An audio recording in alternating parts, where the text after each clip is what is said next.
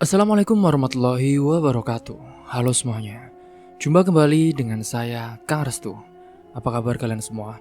Semoga kalian selalu sehat, baik dan tentunya dimudahkan segala urusannya oleh Allah Subhanahu wa taala. Amin. Oke, seperti biasa kali ini saya akan menceritakan sebuah kisah horor.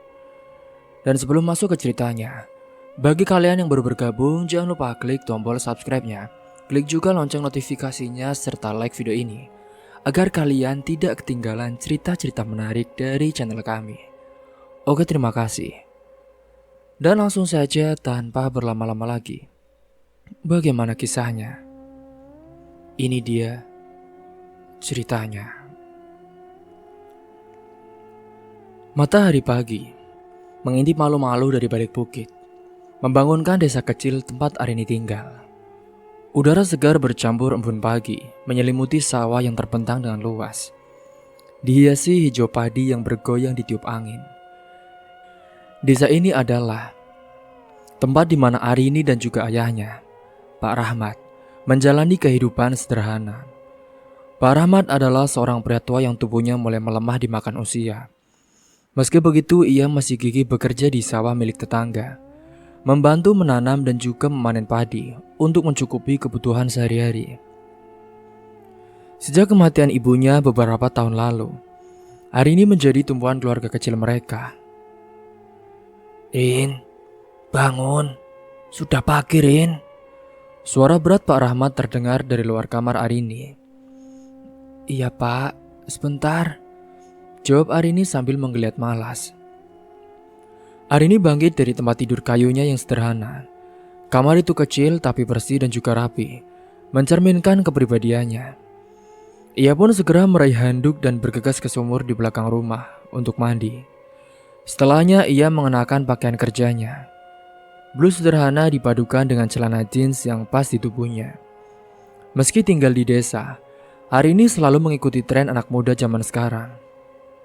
Ia tak lupa memoles wajahnya dengan sedikit bedak dan juga lipstik, memberi kesan segar dan juga ceria pada dirinya. "Arini, kamu cantik sekali." Seringkali tetangganya memuji, tapi Arini hanya tersenyum. Baginya berdandan adalah caranya menghargai diri sendiri, bukan semata untuk menarik perhatian dari orang lain. Setelah sarapan sederhana berupa nasi goreng dan juga secangkir teh hangat, Arini berangkat bekerja di pabrik garmen yang terletak di pinggiran desa. Pabrik itu adalah tempat sebagian besar perempuan di desa bekerja. Pekerjaan Arini sebagai penjahit cukup melelahkan, tetapi ia menikmatinya. "Rin, nanti ikut rapat kelompok kerja ya.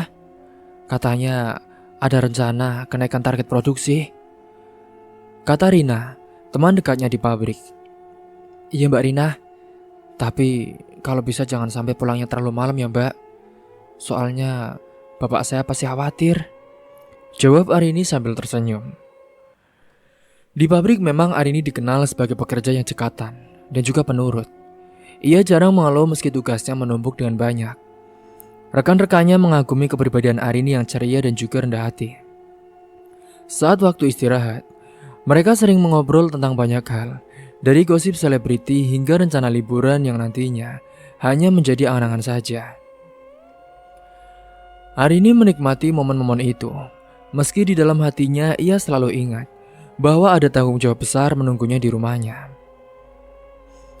Sore harinya setelah menyelesaikan pekerjaannya, Arini pulang dengan sepeda motor yang ia beli berhasil dari menabung bertahun-tahun. Jalanan desa yang berkelok dan juga penuh batu tak menyurutkan semangatnya saat itu. Hingga sampainya di rumah, ia selalu menyempatkan diri membantu ayahnya menyiapkan makan malam. "Pak, tadi di sawah banyak kerjaan ya, Pak?" tanya Arini sambil mengaduk sayur lodeh di panci. "Iya, Rin. Kan hari ini musim tanam, jadi memang butuh banyak tenaga," jawab Pak Rahmat sembari merapikan alat-alat pertaniannya. Malam itu mereka makan bersama di meja kecil di ruang tengah. Meski sederhana, kebersamaan mereka membuat suasana rumah terasa hangat. Pak Rahmat sering bercerita tentang masa mudanya, tentang perjuangannya membesarkan Arini seorang diri setelah kehilangan istrinya. Hari ini Bapak bangga sama kamu, Dok. Kamu selalu bekerja keras dan tetap peduli sama Bapak, ucap Pak Rama dengan suara lembut. Arini tersenyum saat itu. Ini semua kan berkat Bapak. Kalau Bapak nggak ajarin aku jadi orang yang kuat, aku juga nggak tahu, Pak, bakal seperti apa hidupku sekarang. Setelah makan malam, Arini menghabiskan waktu di kamar. Ia membuka ponselnya dan melihat media sosial. Tempat di mana ia mencari inspirasi gaya berpakaian dan juga mengikuti tren terkini. Meski ia hidup di desa, Arini selalu ingin tetap up to date dengan dunia luar. Namun di balik semua itu, Arini pun sering merenung tentang masa depannya.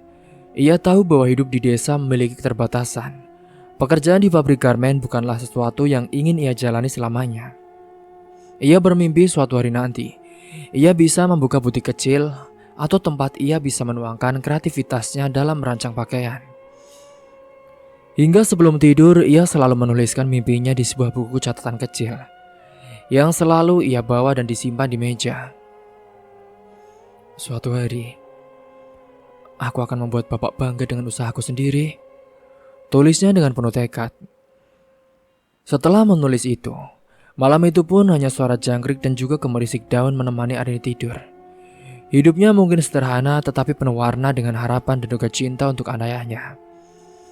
Hari esok adalah kesempatan baru baginya untuk terus melangkah maju, mengejar mimpi dan juga menjaga orang yang paling ia cintai di dunia ini. Singkatnya pada malam itu, beberapa hari kemudian udara terasa sejuk setelah hujan ringan mengguyur desa. Arini duduk di teras rumah menikmati sangkir teh hangat sambil memandangi langit yang dipenuhi oleh bintang. Suasana desa begitu hening, hanya terdengar suara jangkrik yang sekali bersahutan. Saat ia tengah melamun, suara motor mendekat ke arah rumahnya. Arini pun menoleh dan tersenyum kecil saat melihat Jeffrey turun dari motornya. Jeffrey adalah pacarnya, seorang pemuda yang bekerja sebagai teknisi di bengkel kecil di desa tetangga. Ia selalu berusaha memberi perhatian meski hidupnya sendiri penuh dengan keterbatasan. "Rin, lagi ngapain?" tanya Jeffrey sambil melepaskan helmnya dan berjalan mendekat. "Oh, ini cuma duduk-duduk saja, Mas. Habis kerja, capek juga," jawab Arini masih dengan senyum ramahnya. "Ya, capek itu kan tanda kalau kamu kerja keras. Tapi aku tahu, kamu sebenarnya pengen lebih dari ini kan?" "Iya, Mas. Kadang aku mikir, kerja di pabrik garmen gak akan cukup buat ngejar mimpi aku.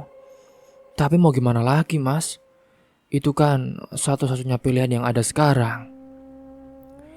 Pacarnya duduk di bangku panjang di samping Arini saat itu.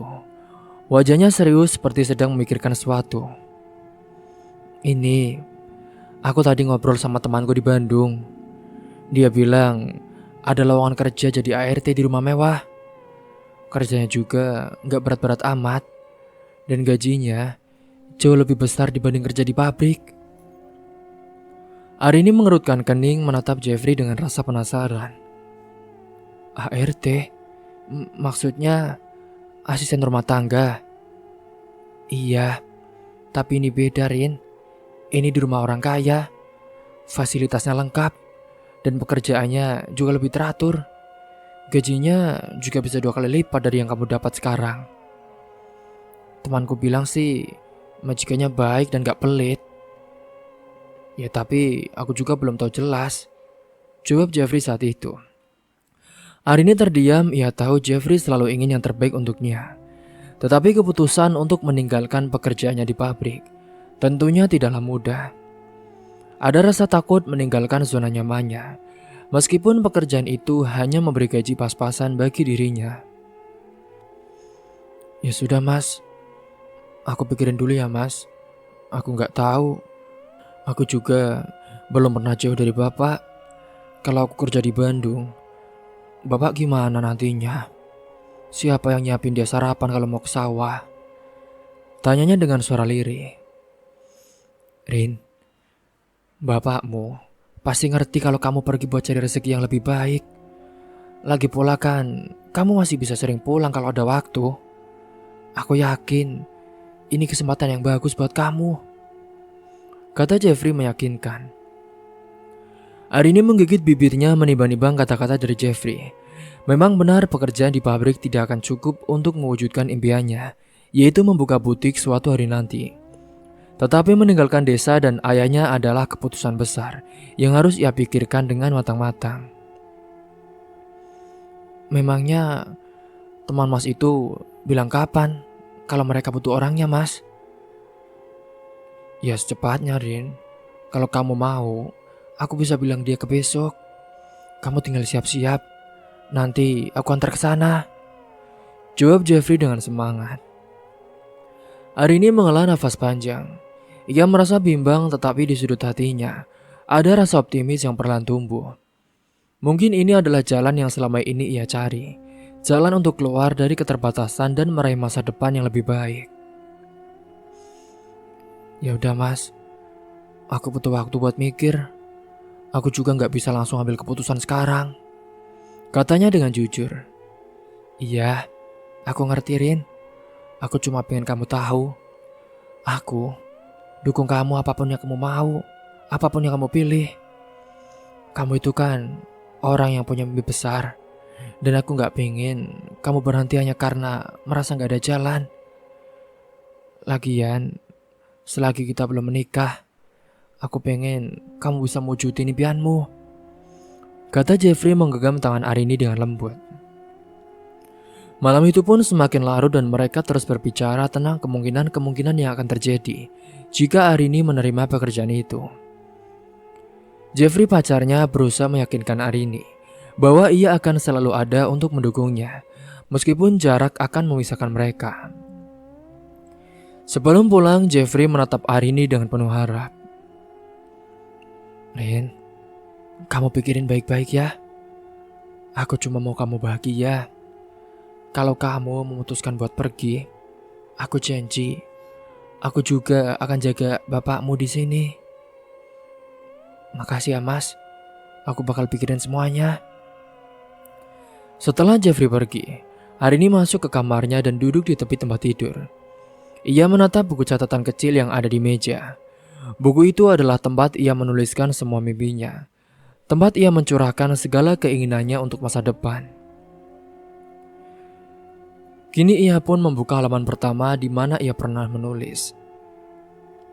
Suatu hari nanti, aku akan punya butik sendiri. Kata-kata di tulisan bukunya itu membuatnya berpikir ulang tentang keputusan yang harus dia ambil. Arini juga tahu pekerjaan di Bandung bukanlah hal yang mudah. Ia harus meninggalkan rumah, ayahnya dan juga lingkungan yang sudah memberinya rasa aman. Tapi di sisi lain, ini adalah kesempatan yang mungkin tidak akan datang dua kali.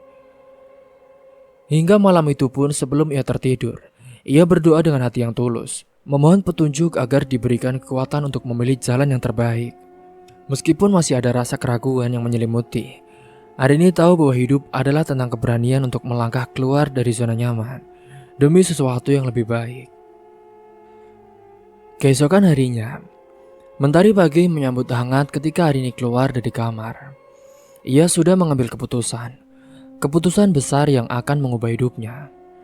Dengan hati yang berdebar, ia pun menemui ayahnya yang sedang menyiapkan peralatan kerja di dapur. Pak, aku mau ngomong sesuatu, Pak, ujar Arini dengan nada pelan. Pak Rahmat berhenti sejenak dan menatap putrinya.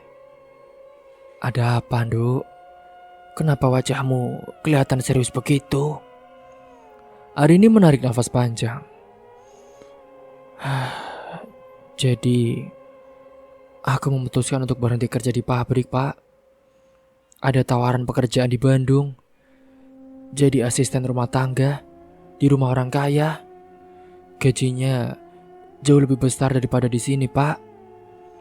Aku pikir ini kesempatan aku untuk mengejar mimpiku. Pak Rahmat terdiam mendengar penjelasan itu. Wajahnya pun terlihat khawatir. Tetapi ia juga tahu bahwa anaknya memiliki alasan kuat. Tapi, kamu sudah pikirkan matang-matang, Rin? Sudah, Pak. Aku ingin membantu Bapak lebih banyak. Dan ini mungkin jalan yang lebih baik, Pak. Aku akan sering pulang kalau ada waktu. Pak Rahmat tersenyum kecil meskipun di dalam hatinya ada rasa berat untuk melepas Arini, anak perempuan semata wayangnya. Ya sudah, kalau itu memang yang terbaik buat kamu, Bapak dukung.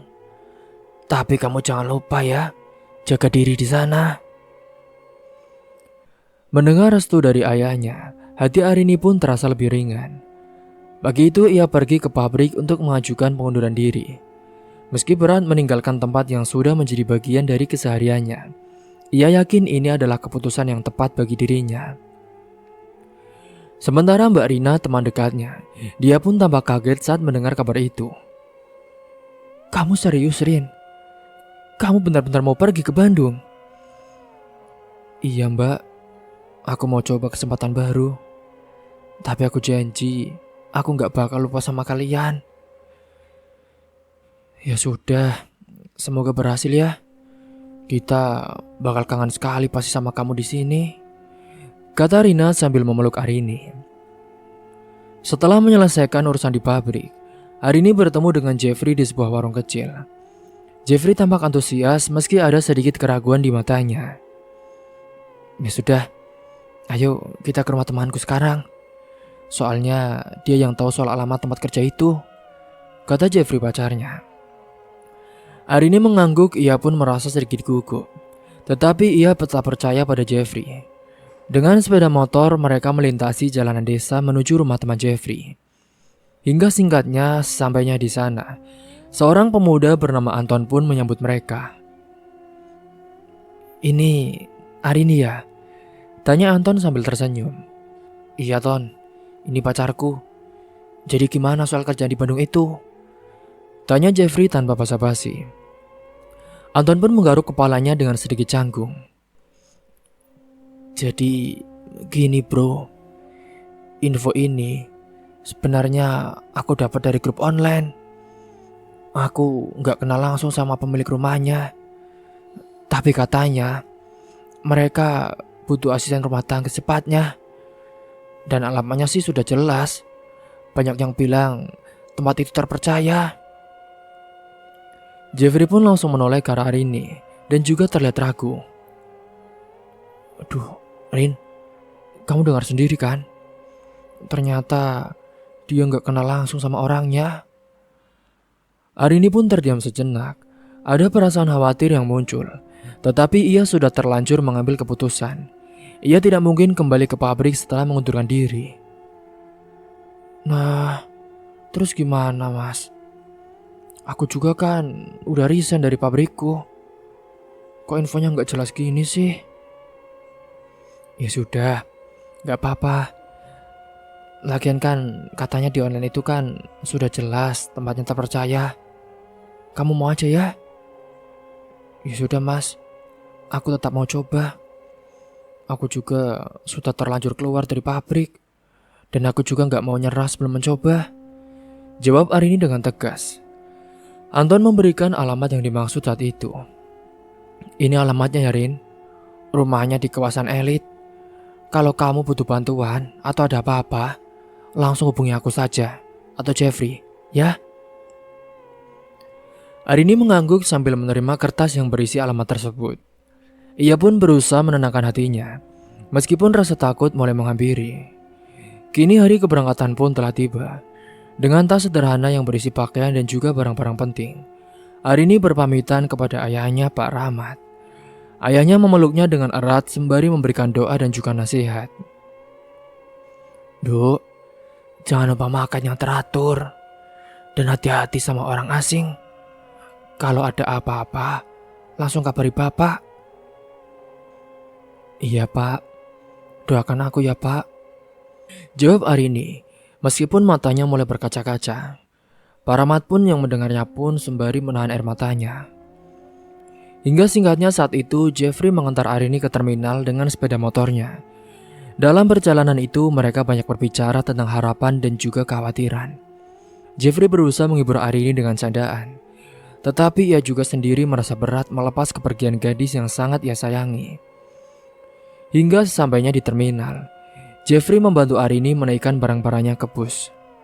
Sebelum berpisah, ia memegang tangan Arini dengan erat. Rin, kamu itu perempuan yang kuat. Aku yakin kamu bisa menghadapi apapun di sana. Jangan lupa ya, selalu kabari aku kalau kamu sudah sampai. Iya mas, makasih ya mas. Aku gak akan lupa semuanya. Bus pun mulai bergerak perlahan meninggalkan terminal, dan Arini melambaikan tangan ke arah Jeffrey. Perasaan campur aduk mengiringi perjalanan itu. Di satu sisi ia merasa sedih meninggalkan rumah dan orang-orang terdekatnya. Namun di sisi lain, ada semangat baru yang tumbuh. Keyakinan bahwa keputusan ini adalah langkah awal untuk menggapai mimpinya. Perjalanan menuju Bandung terasa panjang. Arini memandangi pemandangan di luar jendela bus, mencoba menenangkan pikirannya. Ia menggenggam kertas kecil berisi alamat rumah yang akan ia tuju, sambil membayangkan bagaimana kehidupannya akan berubah. Setelah beberapa jam, bus pun akhirnya tiba di terminal Bandung. Kota besar itu terasa begitu ramai dan juga asing bagi Arini.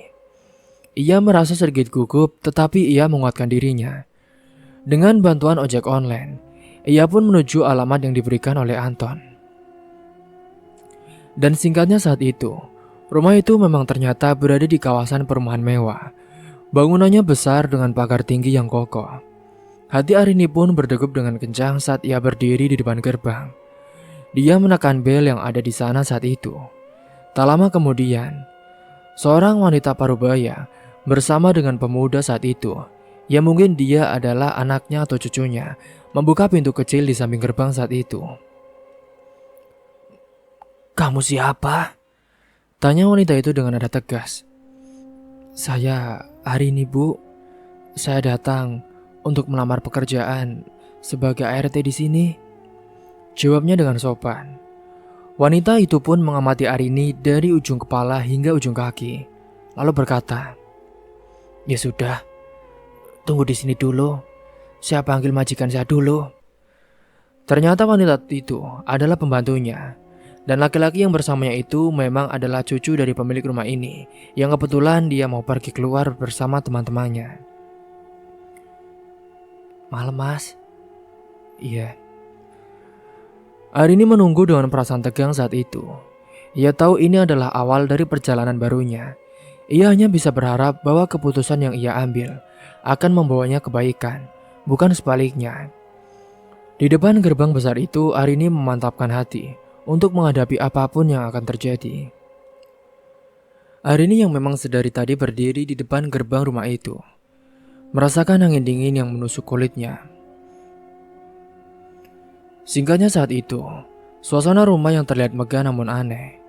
Bangunannya besar dengan jendela-jendela tinggi berbingkai kayu yang tampak tidak terawat.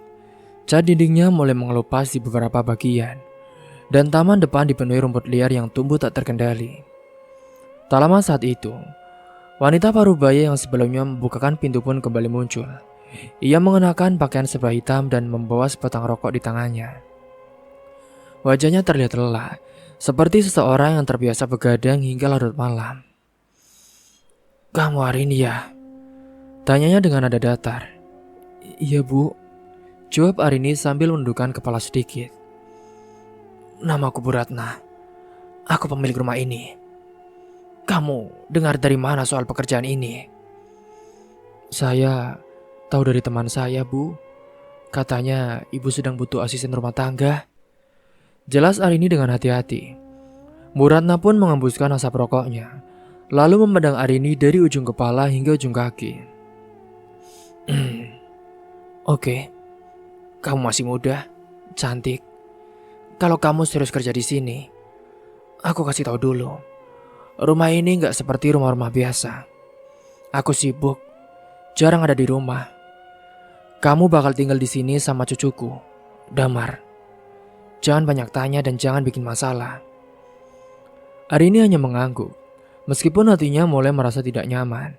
Ia bisa merasakan ada sesuatu yang janggal dengan rumah ini, tapi ia tidak ingin mundur. Ia sudah memutuskan untuk menerima pekerjaan ini apapun resikonya. Bu Ratna membawanya masuk ke dalam rumah. Begitu melangkah ke dalamnya, Hawa dingin pun langsung menyergap di hatinya. Interior rumah itu suram dengan perabotan kayu tua yang terlihat sudah usang. Ada lampu gantung besar di tengah ruangan, tetapi cahaya yang dihasilkan tidak mampu mengusir bayangan gelap yang menyelimuti sudut-sudut rumah. "Lantai bawah ini wilayahku," kata Bu Ratna sambil menunjuk ke ruang tamu dan juga dapur yang terhubung langsung. "Aku kerja malam di klub. Jadi kamu gak usah heran kalau aku lebih sering pulang pagi. Kamu cuma perlu bersihkan lantai atas. Itu wilayah cucuku." "Jadi cucunya tinggal sendirian di lantai atas ya, Bu?" tanya Arini dengan ragu-ragu. Bu Ratna pun mengangguk. "Iya, Damar anaknya susah diatur. Umurnya sudah 20-an. Tapi kelakuannya suka berandalan. Kamu jangan terlalu dekat sama dia kalau nggak perlu. Tapi apapun yang dia mau, kamu harus turuti." Arini hanya mengangguk, tanpa berkata apa-apa lagi. Mereka pun menaiki tangga menuju lantai atas. Saat melewati lorong panjang dengan dinding yang penuh lukisan tua, Arini merasa bulu kuduknya meremang. Ada kesan dingin yang tidak bisa ia jelaskan saat itu. Seolah-olah ada sesuatu yang mengawasi dari balik bayangan. Bu Ratna membuka salah satu pintu kamar di lantai atas. "Ini kamarmu," katanya sambil menunjuk sebuah ruangan kecil di ujung lorong. Kamar itu sederhana, hanya berisi tempat tidur, meja kecil dan juga lemari pakaian. "Damar tinggal di kamar sebelah, jadi jangan berisik kalau malam. Dia nggak suka diganggu," tambah Bu Ratna sebelum meninggalkan Arini sendirian. Arini duduk di tepi tempat tidurnya, mencoba menenangkan diri. Suasana rumah ini benar-benar berbeda dari apa yang ia bayangkan. Sepi, sunyi, dan penuh dengan aura yang membuatnya tidak nyaman.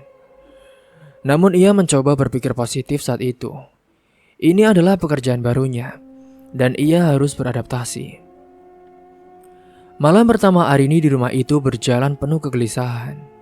Suara langkah kaki terdengar dari lorong saat ia sedang berbaring di tempat tidur. Ia membuka pintu untuk memastikan, tetapi lorong itu kosong. Hanya suara angin yang berdesir lembut dari jendela yang sedikit terbuka. Keesokan paginya, Arini bertemu dengan Damar untuk pertama kalinya. Pemuda itu tampak acuh tak acuh, dengan rambut acak-acakan dan tato yang memenuhi lengannya. Ia tidak berkata banyak, hanya mengangguk singkat saat Arini menyapa. "Jangan banyak ikut campur urusan gue," katanya singkat sebelum pergi keluar rumah dengan jaket kulitnya.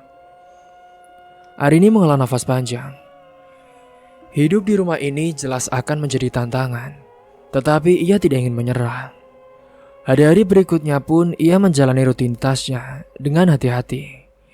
Ia membersihkan kamar-kamar di lantai atas, mencuci pakaian, dan sesekali membantu Bu Ratna di dapur. Meskipun Bu Ratna terlihat keras, ia sebenarnya cukup ramah kepada Arini. Wanita itu sering mengajaknya mengobrol di waktu senggang. Dari obrolan mereka, Arini mengetahui bahwa Bu Ratna bekerja sebagai manajer di sebuah klub malam di Bandung. "Kamu anaknya baik, Rin. Kalau kamu terus kerja di sini, aku yakin kita bakal cocok," kata Bu Ratna suatu malam sambil menyeruput kopi hitamnya. Arini hanya tersenyum. Ia merasa sedikit lega karena setidaknya ada seorang yang bisa ia ajak bicara di rumah ini. Namun hubungannya dengan Damar tetap canggung. Pemuda itu jarang berbicara, lebih sering menghabiskan waktunya di luar rumah atau mengurung diri di kamarnya. Sesekali Arini mendengar suara musik keras dari kamar Damar, tetapi ia memilih untuk tidak mengomentarinya. Hingga suatu malam saat Arini sedang membersihkan ruang tamu, ia melihat Damar duduk di sofa dengan tatapan kosong. Di meja depannya ada botol minuman keras yang hampir kosong. "Kamu gak tidur, Mas?" tanya Arini dengan pelan. "Ngapain kamu nanya? Ini kan bukan urusan kamu. Panggil aku jangan Mas ya. Gue bukan orang Jawa." Arini terdiam, tetapi ia tidak marah. Ia hanya merasa kasihan melihat Damar yang tampak begitu terpuruk. "Iya, maafin." Hari demi hari berlalu, dan perlahan Arini pun mulai terbiasa dengan kehidupan di rumah itu. Meskipun suasananya sering membuatnya merinding, Ia berusaha fokus pada pekerjaannya. Ia tahu ini adalah langkah awal menuju mimpinya, dan ia harus bertahan apapun yang akan terjadi di rumah itu. Singkatnya pada keesokan harinya, pagi itu Arini memutuskan untuk keluar rumah sebentar. Ia juga merasa butuh udara segar setelah beberapa hari berada di dalam rumah yang sunyi dan juga penuh hawa aneh. Dengan mengenakan kaos sederhana dan juga celana jeans, ia melangkah keluar melalui gerbang besar rumah itu. Udara pagi di Bandung terasa sejuk, membuat pikirannya sedikit lebih tenang. Saat berjalan di sepanjang jalanan komplek yang dikelilingi rumah-rumah besar, ia merasa sedikit gugup. Lingkungannya terasa asing, tetapi ia mencoba untuk ramah jika bertemu dengan orang. Beberapa langkah kemudian, ia mendapati seorang wanita parubaya yang sedang menyiram tanaman di depan rumahnya. Wanita itu pun tersenyum ramah dan melambaikan tangan. "Teh, baru ya di sini?" Sapa wanita itu. Arini mengangguk menghentikan langkahnya. "Iya bu, saya baru beberapa hari di sini." "Oh, saya Bu Nani, tinggal di rumah yang ujung sana." "Teteh kerja di rumah Bu Ratna?" tanya Bu Nani sambil menunjuk ke arah rumah yang baru ditinggalkan Arini. "Iya bu, saya baru mulai kerja di sana," jawab Arini dengan sopan. Bu Nani tampak sedikit terkejut ketika mendengar jawaban itu. Ia pun mengangkat alisnya lalu tersenyum tipis. "Teteh cantik, masih muda, berani banget atuh kerja di sana." Hari ini merasa ada yang aneh dengan nada bicara Bu Nani, tetapi ia mencoba untuk tetap tersenyum. "Memangnya kenapa ya bu? Ada apa?" Bu Nani mendekat sedikit, menurunkan suaranya seperti sedang berbicara tentang sesuatu yang rahasia. "Gini teh, hati-hati aja sama Damar, cucunya Bu Ratna. Dia itu anaknya gimana ya, agak beda. Dulu banyak ART sebelum teteh yang gak betah kerja di sana." Arini terkejut mendengar pernyataan itu. "Nggak pernah kenapa bu? Ya coba tanya aja ke Kak Agus di sebelah. Sepertinya dia juga tahu soal itu. Banyak ART yang cerita ke kami sebelum mereka pergi. Mereka bilang Damar itu suka aneh-aneh. Ada yang bilang juga dia sering marah gak jelas, suka bikin takut. Pokoknya bikin orang stres. Makanya kebanyakan ART di sana coba sebentar terus kabur." Jelas Bu Nani dengan ekspresi serius. Saat mereka sedang berbicara, seorang pria muda dengan tubuh tinggi besar keluar dari salah satu rumah di seberang jalan. Ia tampak membawa sekop kecil dan juga ember berisi tanah. Melihat Arini, pria itu pun tersenyum ramah dan berjalan mendekat. "Teh, kenalkan, ini Agus," kata Bu Nani sambil menunjuk pria itu. "Halo, saya Agus, tetangga sebelah sini." Agus pun saat itu tertawa kecil kepada mereka. Tetapi nada canggung pun ada di suaranya. "Wah, teteh hebat. Jarang loh ada yang berani kerja di sana. Apalagi teteh masih muda, cantik. Apalagi ya kalau tahu soal Damar." Arini pun mulai merasa semakin bingung. "Memangnya Damar itu kenapa sih, Bu? Saya baru beberapa hari di sana, jadi belum banyak tahu." Agus melirik ke arah Bu Nani sebelum menjawab. "Ya, saya sih gak mau bikin teteh takut.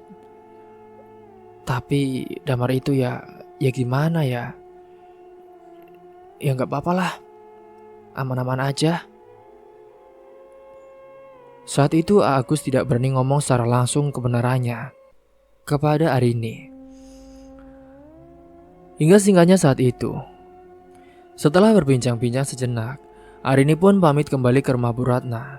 Sepanjang jalan kata-kata Bu Nani dan juga Agus terus terngiang di pikirannya. Ia mulai mengingat kembali beberapa kejadian aneh di rumah itu. Hingga saat masuk ke dalam rumah, Arini melihat Bu Ratna sedang bersiap-siap untuk pergi. Wanita itu mengenakan pakaian rapi dengan riasan tebal, seperti biasa sebelum berangkat ke klub malam. "Dari mana, Rin?" Tanya Bu Ratna. Tadi keluar sebentar, Bu. Biasa nyari udara segar. Oh, ya sudah. Oh iya, kamu jangan terlalu percaya ya sama tetangga-tetangga yang bilang-bilang soal Damar. Soalnya banyak orang suka melebih-lebihkan, kata Bu Ratna sambil menyulut rokok. Hari ini hanya tersenyum kecil tanpa menjawab. Ia tahu mungkin Bu Ratna ingin melindungi cucunya, tetapi apa yang dikatakan tetangga tadi membuatnya tidak bisa sepenuhnya mengabaikan. Malam itu pun ketika ia kembali ke kamarnya, Arini mencoba untuk tidur lebih awal. Namun seperti malam-malam sebelumnya, ia merasa ada sesuatu yang berbeda dengan suasana rumah ini. Hawa dingin kembali menyelinap masuk, membuatnya sulit memejamkan mata. Dari luar kamarnya, ia mendengar suara langkah kaki yang berat. Ia pun mencoba meyakinkan dirinya bahwa itu hanya Bu Ratna yang baru pulang dari klub malam. Tetapi ketika ia mendengar suara itu berhenti tepat di depan pintu kamarnya, jantungnya pun mulai berdegup dengan kencang. Dengan perlahan ia bangun dari tempat tidur dan mendekati pintu itu. Tangannya gemetar saat ia memutar knop pintu untuk membukanya. Namun begitu ia membuka pintu, lorong itu kosong. Tidak ada siapapun di sana. Arini menarik nafas dalam-dalam dan menutup pintu kembali. Di dalam hatinya ia terus mengingatkan dirinya untuk tetap tenang. Ini mungkin hanya perasaannya saja, atau sekedar bayangan dari cerita yang ia dengar. Tapi malam itu pun ia tidak bisa tidur. Dia terus memikirkan apa yang sebenarnya terjadi di rumah itu. Di malam itu, Arini yang memutuskan untuk mencoba menjamkan mata, meski rasa gelisahnya terus menghantui. Suasana rumah yang hening membuat suara sekecil apapun terasa jelas. Angin malam berdesir menyelinap masuk melalui celah jendela yang sedikit terbuka. Ia menarik selimutnya lebih rapat, mencoba melawan hawa dingin yang entah kenapa terasa lebih menusuk hingga tulang. Namun rasa kantuknya terhenti tiba-tiba ketika ada sebuah suara terdengar dari luar kamarnya. Suara itu jelas bunyi pintu yang dibuka dengan perlahan. Engselnya berdecit dengan nyaring di tengah keingingan malam. Arini menahan nafas, telinganya mencoba menangkap suara lebih lanjut. Itu jelas bukan suara pintu kamarnya. Suara itu tepat berasal dari kamar Damar. Ia pun mencoba berpikir positif. Mungkin Damar hanya ingin ke kamar mandi atau keluar sebentar. Tapi beberapa saat kemudian, ia mendengar sesuatu yang membuat bulu kuduknya berdiri. Suara logam yang beradu, seperti benda tajam yang disenggol atau sedang dibawa dengan sengaja. Suaranya tajam dan juga berulang-ulang, menyelinap di antara detak jantungnya yang mulai berpacu dengan cepat. Arini menoleh ke arah pintu kamarnya. Dadanya bergetar dengan hebat. Langkah kaki terdengar mendekat, semakin jelas dan juga berat. Kemudian tanpa peringatan, suara gedoran keras pun menggema di pintu kamarnya. Dok, dok, dok. Dok, dok, dok. Arini terlonjak dengan gedorannya begitu kuat, seolah-olah seorang memukul pintu itu dengan penuh amarah. Ia membuka mulutnya sendiri agar tidak mengeluarkan suara. Keringat dingin mengalir di dahinya. Teh Arini, buka pintunya. Suara berat dan serak pun terdengar dari luar, memanggil-manggil namanya. Itu terdengar suara Damar, tapi nadanya terdengar berbeda. Lebih mengerikan seperti bukan dirinya.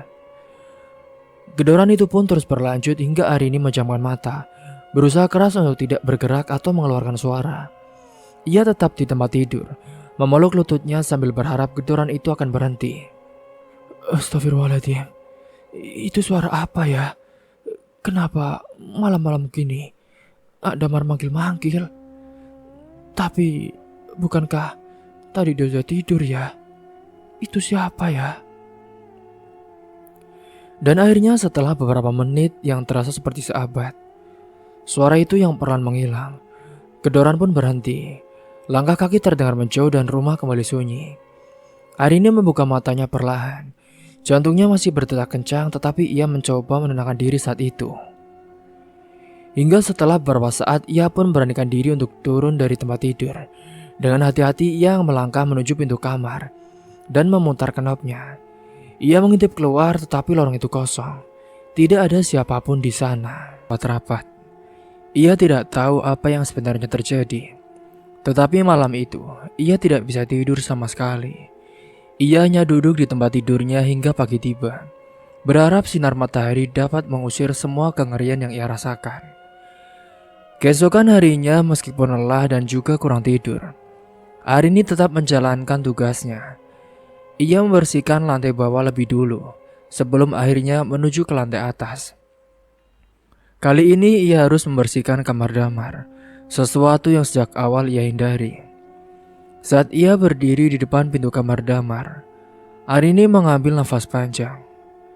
Pintu itu tertutup rapat, tetapi entah kenapa, ia merasa hawa dingin keluar dari balik pintunya. Dengan tangan gemetar, ia pun mengetuk pintu dengan pelan. Tok tok tok. Permisi, Mas Damar. Saya mau bersihkan kamar, Mas. Katanya dengan suara setenang mungkin. Tidak ada jawaban saat itu. Arini menunggu beberapa saat sebelum akhirnya memutar knop pintu. Kamar itu kosong, Damar tidak ada di sana. Tetapi jelas terlihat bahwa kamarnya berantakan. Pakaian berserakan di lantai dengan kaleng minuman tergeletak di atas meja. Dan ada beberapa kertas yang tercoret-coret tanpa arti. Arini mencoba untuk tidak terlalu memikirkan kicauan itu. Ia mulai membersihkan kamar dengan perlahan, mengambil pakaian kotor dan juga menyapu lantai. Namun saat ia mendekati meja, matanya tertuju pada sesuatu yang membuatnya terdiam. Di atas meja ada pisau besar yang terlihat seperti baru saja digunakan. Pisau itu diletakkan sembarangan di atas kertas yang penuh dengan coretan. Arini mencoba menenangkan dirinya saat itu. Mungkin itu hanya pisau di dapur yang dibawa Damar ke atas untuk sesuatu. Tapi tetap saja melihat pisau itu membuat ingatannya melayang pada kejadian semalam. Yaitu suara benda tajam yang ia dengar dengan gedoran di pintu kamarnya. Semuanya kembali terasa nyata. Saat ia sedang sibuk dengan pekerjaannya, tiba-tiba suara langkah kaki pun terdengar dari arah pintu. Arini berbalik dan melihat Damar berdiri di ambang pintu, menatapnya dengan mata yang tajam. Damar tidak mengatakan apa-apa. Ia hanya berdiri di sana menatap lurus ke arah Arini. Wajahnya dingin tanpa ekspresi. Tatapan itu begitu menusuk membuat Arini merasa seolah-olah sedang dihakimi. Mas, saya lagi bersihkan kamar, kata Arini mencoba memecah keheningan. Damar tidak menjawab. Ia hanya berjalan masuk mengambil sesuatu dari meja, lalu duduk di kursi sambil terus menatap Arini. Tatapannya seperti mengawasi membuat Arini merasa tidak nyaman. Arini pun mempercepat pekerjaannya, berusaha menghindari kontak mata dengan Damar. Setelah selesai, ia segera keluar dari kamar tanpa berkata apa-apa lagi. Hari itu suasana hati Arini benar-benar kacau. Ia terus memikirkan kejadian semalam dan sikap Damar yang aneh. Meskipun ia tahu, meskipun ia juga mencoba untuk tidak terlalu memikirkannya, bayangan tatapan Damar terus terngiang di pikirannya. Ketika malam tiba, Arini merasa semakin cemas. Ia tidak tahu apa yang akan terjadi selanjutnya, tetapi ia bertekad untuk tetap menjalankan pekerjaannya. Bagaimanapun juga, ia membutuhkan pekerjaan ini, dan ia tidak ingin menyerah begitu saja. Namun di dalam hatinya Arini tahu bahwa tinggal di rumah ini tidak akan pernah mudah. Ada sesuatu yang gelap dan juga mengerikan yang tersembunyi di dalam rumah ini. Dan ia harus bersiap menghadapi apapun yang akan terjadi. Malam itu, Arini sudah bersiap untuk tidur lebih awal setelah seharian membersihkan rumah. Kelelahan dan kurang tidur beberapa hari terakhir membuat tubuhnya terasa lemas. Tetapi pikirannya terus berkutat pada keanehan rumah ini, terutama perilaku Damar.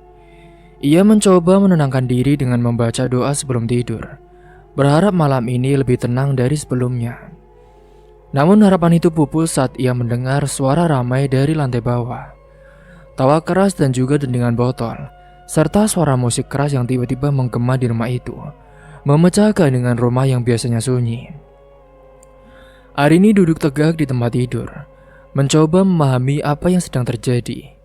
Ia melangkah mendekati pintu kamarnya, Membukanya sedikit dan mendengar suara-suara itu semakin jelas. Ia mengintip ke bawah dari tangga dan melihat pemandangan yang membuatnya terkejut. Damar rupanya membawa beberapa teman laki-laki ke rumah itu. Mereka tampak duduk di ruang tamu yang luas.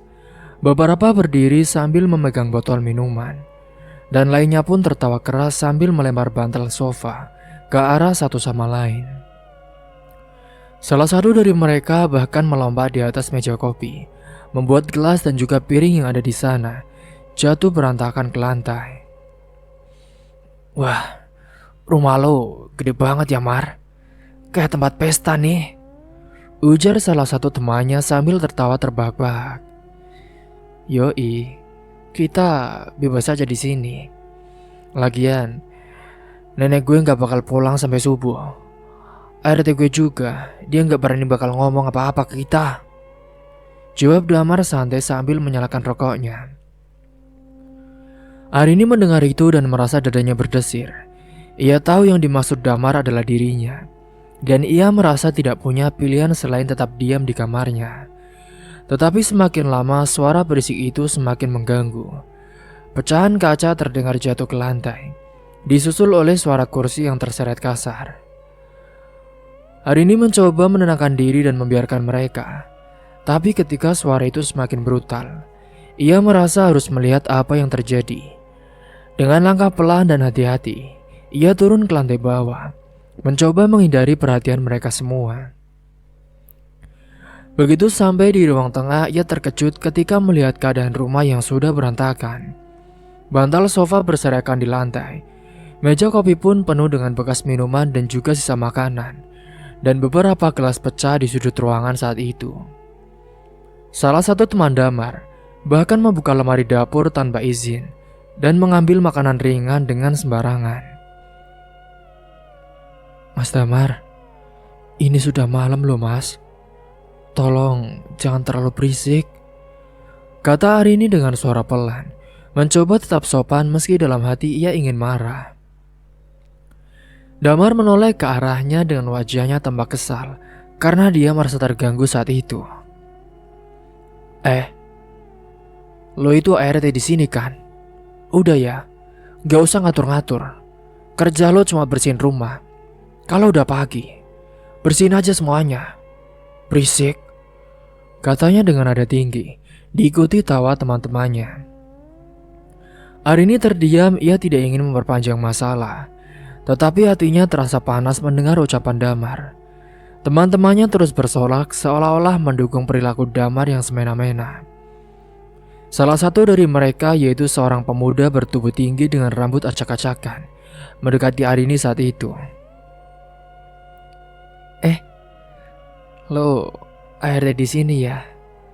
Masih muda, cantik lagi. Udah punya pacar belum? Emangnya lu gak takut kerja di rumah serem ini?" tanyanya sambil menyeringai dengan adanya mengejek. Arini tidak menjawab, hanya menundukkan kepala dan melangkah mundur, menjauh dari mereka.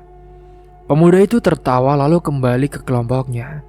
Damar tampak tidak peduli dengan apapun yang terjadi.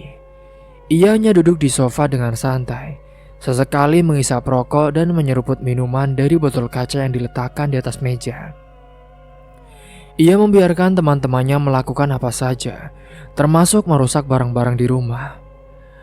Hari ini akhirnya memutuskan untuk kembali ke kamarnya.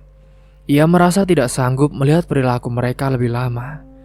Saat naik tangga, ia mendengar suara mereka semakin gaduh. Bahkan salah satu dari mereka menyalakan musik lebih keras, mengubah rumah itu menjadi tempat pesta yang liar. Begitu sampai di kamarnya, Arini duduk di tepi tempat tidur, mencoba menahan air mata. Ia merasa tidak dihargai sama sekali di rumah ini.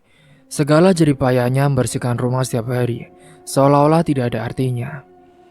Suara gaduh terus berlanjut hingga larut malam saat itu. Arini tidak bisa tidur sama sekali. Sesekali ia mendengar suara benda jatuh, tawa keras dan bahkan suara botol pecah.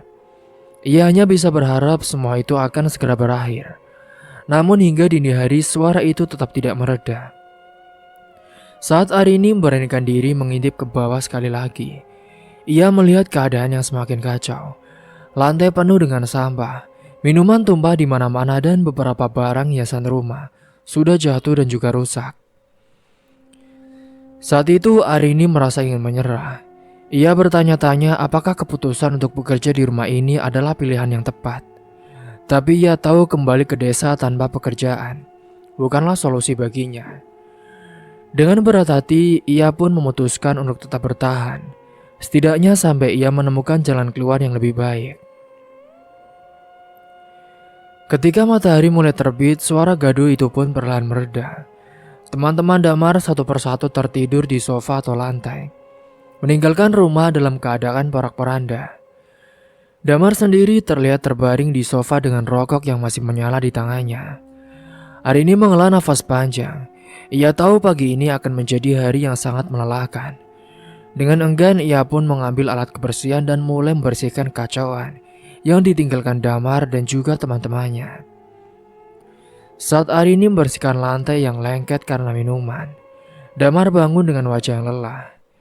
Ia menatap Arini dari sofa dengan mata yang setengah tertutup, lalu berkata dengan suara malas, Rini, ini bersihkan sampai bersih ya. Jangan sampai ada noda. Arini hanya mengangguk tanpa berkata apa-apa. Meskipun di dalam hatinya ia merasa ingin menangis. Ia tahu ini hanya permulaan dari hari-hari sulit yang akan ia hadapi di rumah ini. Setelah hampir 2 jam bekerja tanpa henti, Arini akhirnya berhasil membersihkan sebagian besar kekacauan yang ditinggalkan Damar dan juga teman-temannya. Keringat bercucuran di dahinya dan punggungnya terasa nyeri akibat menggosok lantai yang lengket oleh tumpahan minuman semalam. Matahari sudah mulai naik dan rumah itu kembali sunyi setelah semalam penuh dengan kegaduhan. Arini duduk di kursi dapur mencoba menarik nafas panjang untuk menenangkan diri. Namun hati kecilnya tidak bisa tenang saat itu. Ia merasa hamba, kesal dan juga lelah secara fisik maupun secara emosional. Keputusan untuk bekerja di rumah ini semakin terasa seperti beban yang terlalu berat baginya. Ia pun meraih ponselnya yang tergeletak di meja dapur. Jarinya gemetar saat ia mencari nama Jeffrey di daftar kontaknya. Setelah menemukan nomornya, ia segera menekan tombol panggil. Tidak lama kemudian suara Jeffrey pun terdengar dari seberang. Halo Arini, kamu kenapa sayang? Suaramu kok lemah sekali. Ucap Jeffrey langsung tahu ada sesuatu yang tidak beres dengan kekasihnya. Arini tidak bisa menantangisnya saat itu. Air matanya jatuh seketika mengalir deras tanpa bisa ia kendalikan. Mas, aku nggak kuat di sini. Rumah ini, kerjaan ini semuanya berat banget. Aku ngerasa kayak nggak dihargai. Mereka seenaknya bikin rumah berantakan. Dan aku yang harus beresin semuanya. Aku capek, Mas. Suara Jeffrey terdengar khawatir saat itu. Sayang, kamu sabar, Arin. Aku tahu ini gak mudah buat kamu. Tapi kamu kan bilang mau coba bertahan demi bapak kamu. Ingat, kamu ke Bandung ini kan untuk mengejar mimpi kamu juga. Kalau kamu pulang sekarang, nanti kamu nyesel loh. Kamu bilang kamu mau bahagiakan bapak, iya kan? Arini menghapus air matanya dengan punggung tangan. Iya mas, tapi rasanya berat sekali.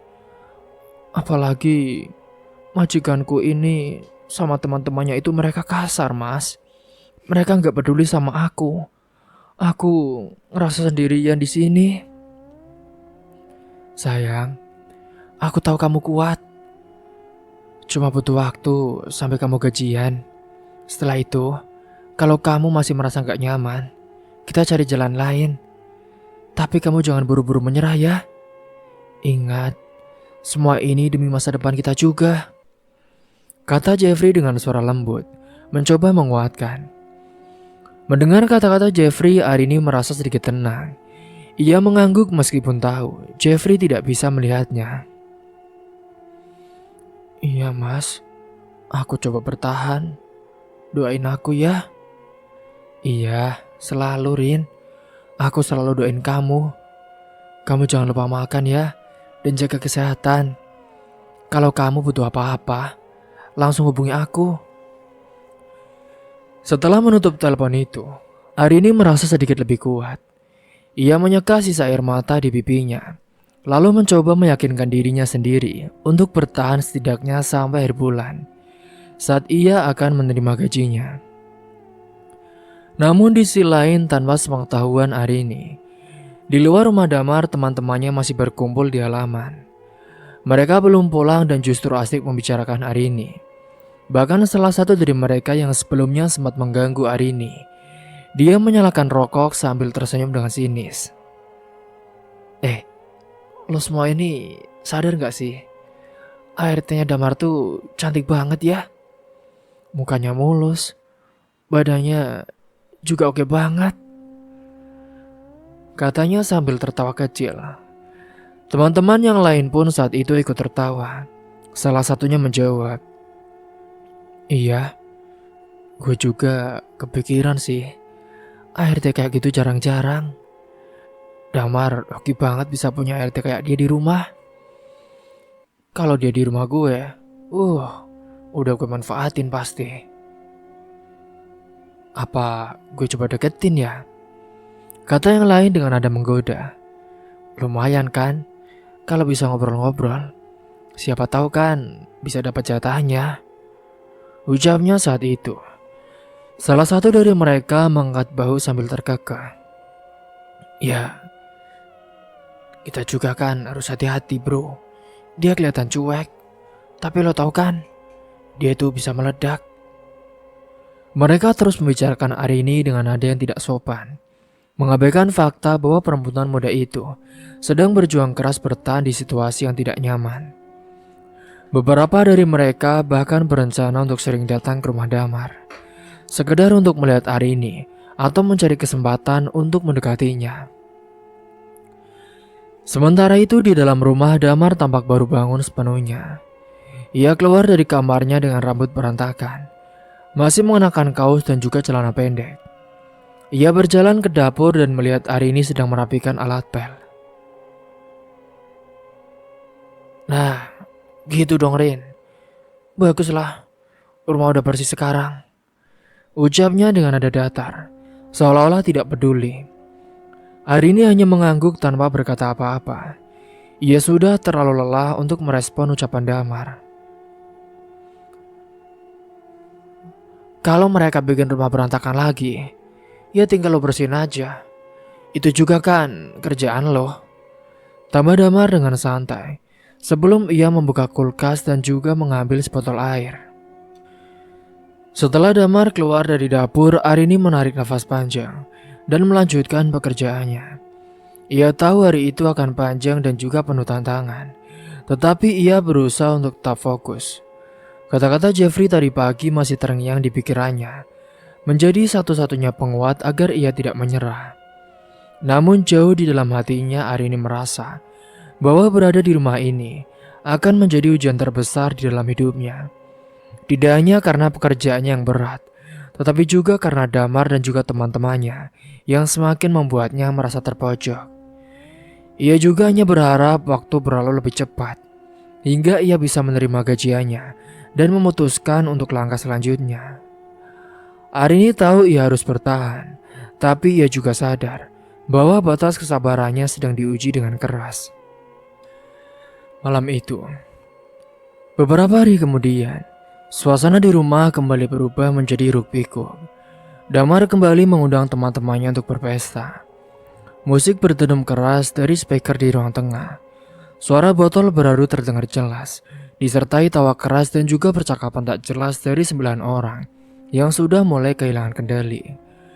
Mereka duduk berserakan di sofa, lantai dan bahkan beberapa di dekat meja makan. Hari ini yang berada di dapur pun mencoba tetap fokus pada pekerjaannya. Ia diminta Damar untuk menyiapkan makanan dan juga minuman, termasuk beberapa camilan dan juga air dingin untuk menemani pesta mereka. Meski hatinya berat, ia tidak punya pilihan selain mengikuti perintah. "Rin, jangan lama-lama. Gua sudah lapar ini. Cepat. Suara Damar terdengar dari ruang tengah, keras dan juga memerintah. Iya mas, sebentar lagi. Jawab Arini sambil menahan kesal. Ia mengambil piring dari rak, menata makanan yang tersedia, dan meletakkannya di atas nampan. Ketika Arini membawa nampan ke ruang tengah, ia merasa semua mata teman-teman Damar tertuju kepadanya. Tatapan mereka membuatnya tidak nyaman. Beberapa dari mereka bahkan tersenyum miring, dengan pandangan yang jelas-jelas mengganggunya. Ia pun cepat-cepat meletakkan nampan di meja dan bergegas kembali ke dapur untuk menghindari mereka. Namun tak lama setelah itu, dua dari mereka pun menyusul Arini ke dapur. Salah satu dari mereka yaitu seorang pria berbadan tinggi, dengan rambut yang sudah acak-acakan, bersandar di pintu dapur sambil membawa botol minuman mabuk di tangannya. Cantik.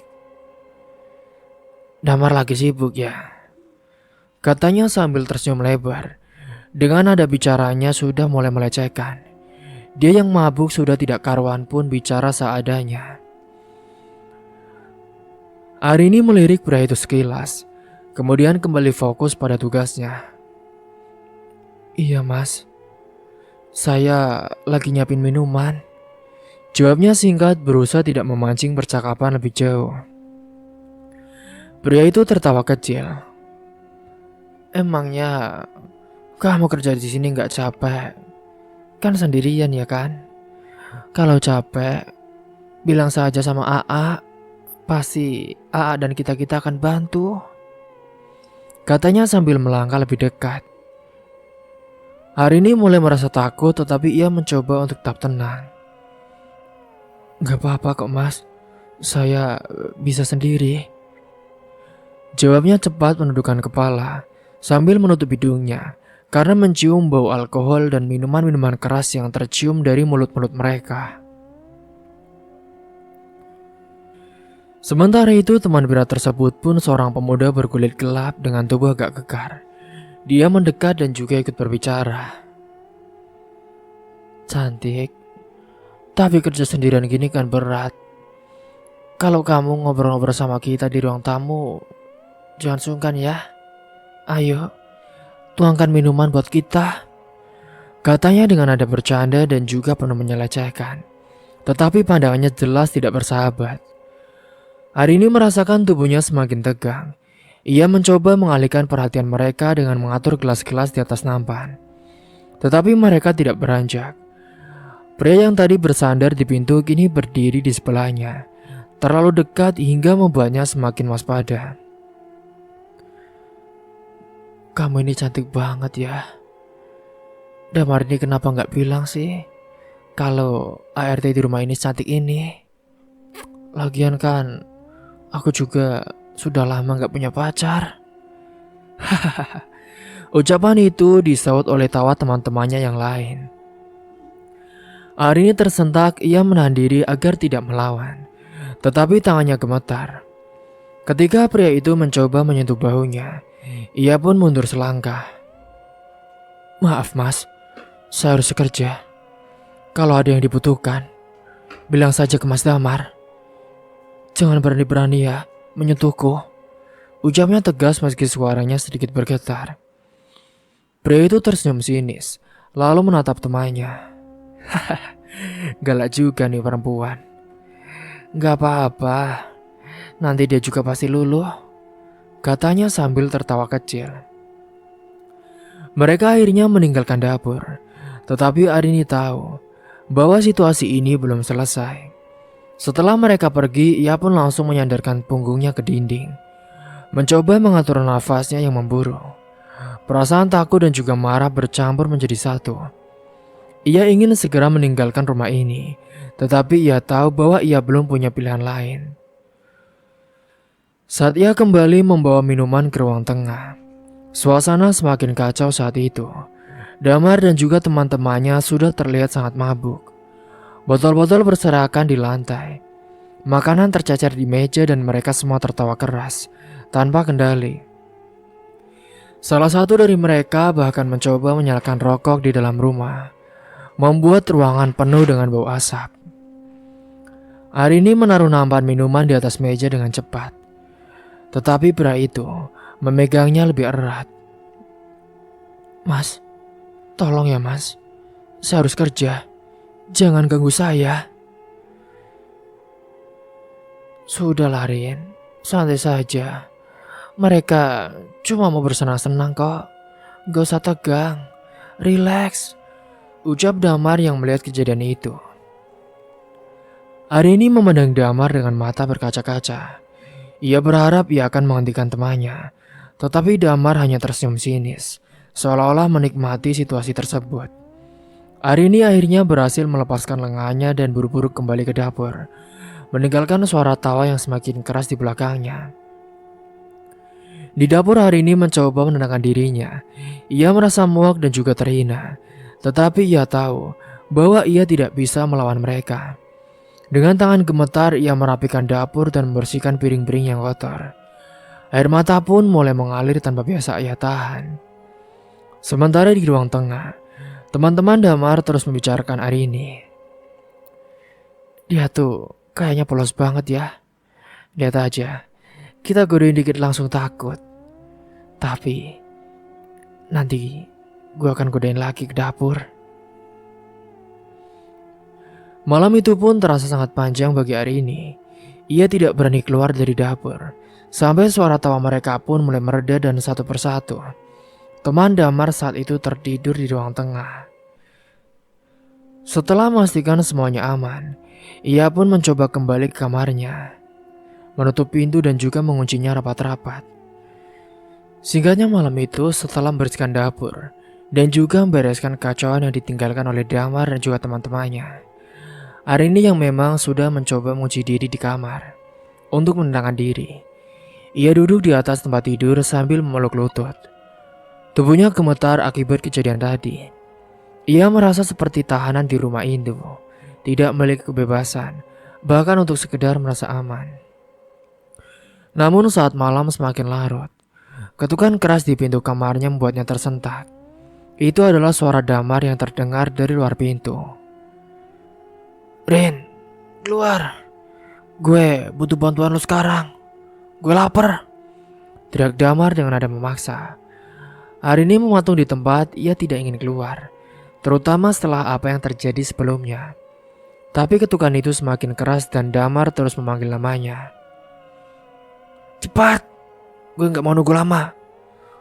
Cepetan keluar, atau gue dobrak pintunya," ancamnya.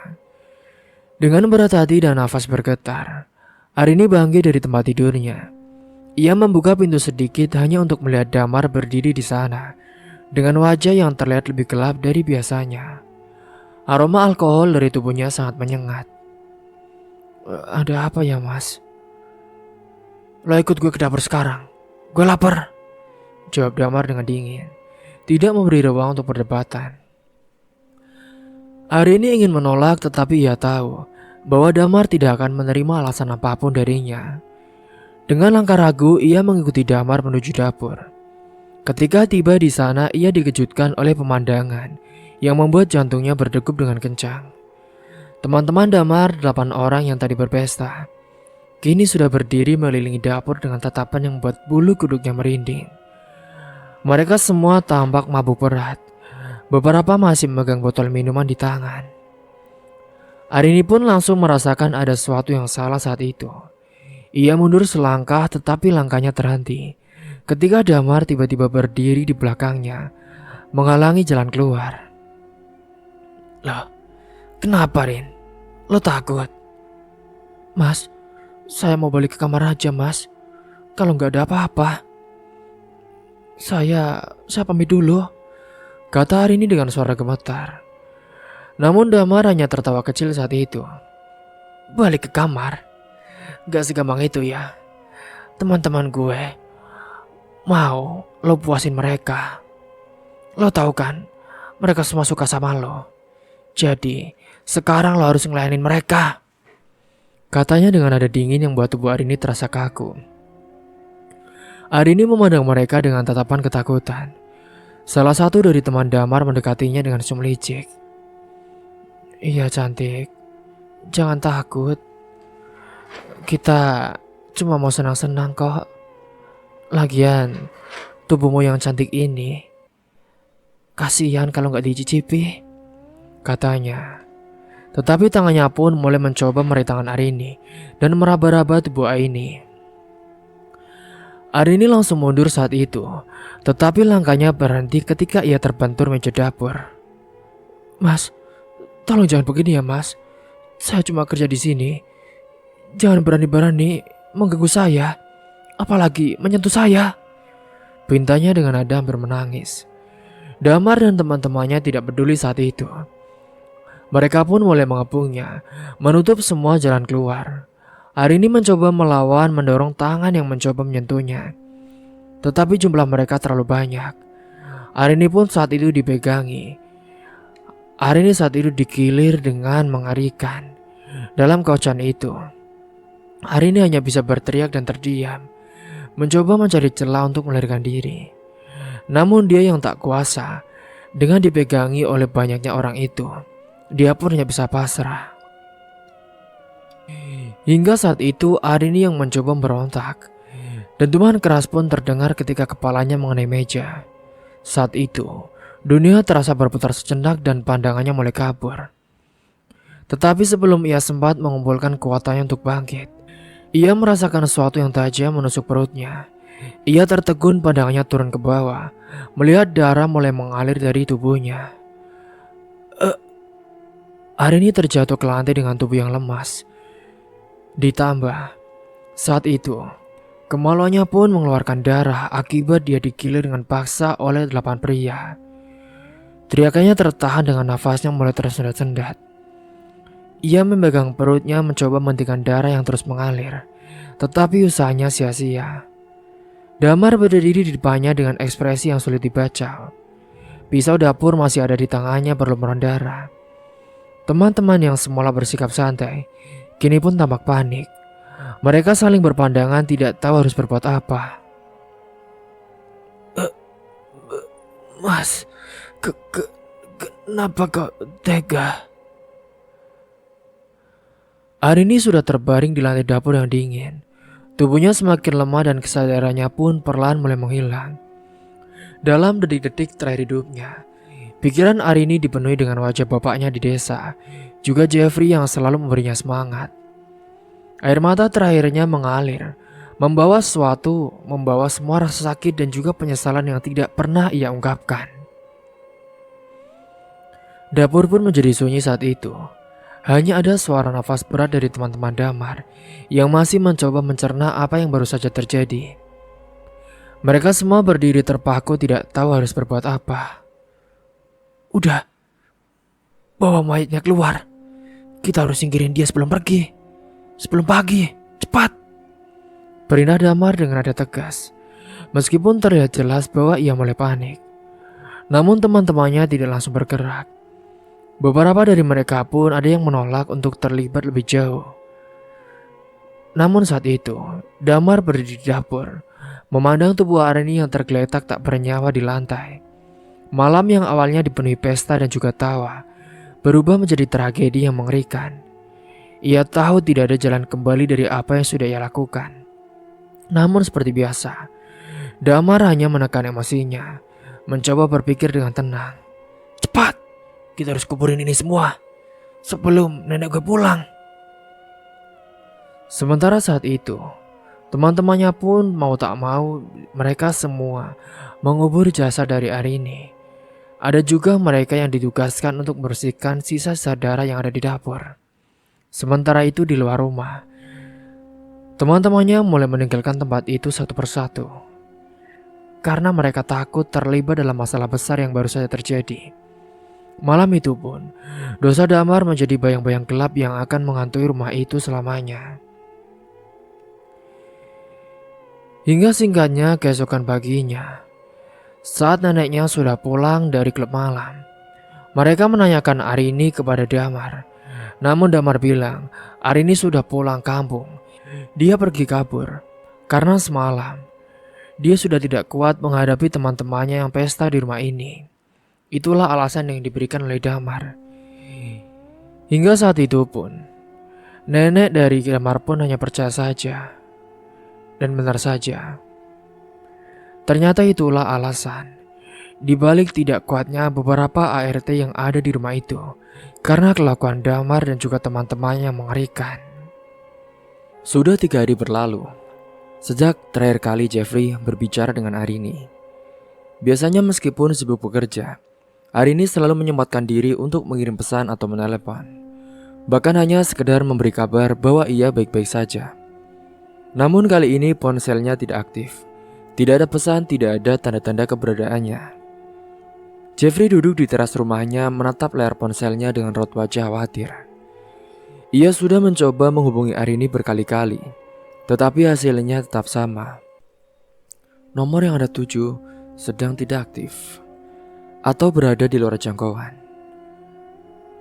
Perasaan tidak enak semakin menghantainya. Awalnya ia mencoba berpikir positif. Mungkin Arini sedang sibuk atau kehabisan baterai, dan juga bisa jadi HP-nya rusak. Namun semakin lama ia menunggu, semakin kuat firasat buruk yang merayapi pikirannya.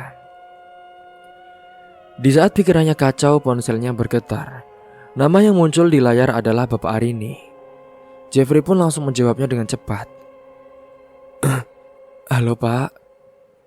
Jeffrey, ini kok Arini gak ada kabar ya? Apakah kamu tahu dia di mana? Apa kamu sudah tahu ada kabar dari Arini? Suara Bapak Arini terdengar serak dan juga berat. Jeffrey terdiam sejenak lalu menghela nafas. Belum Pak.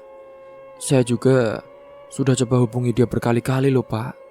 Tapi nomornya gak aktif, ucapnya.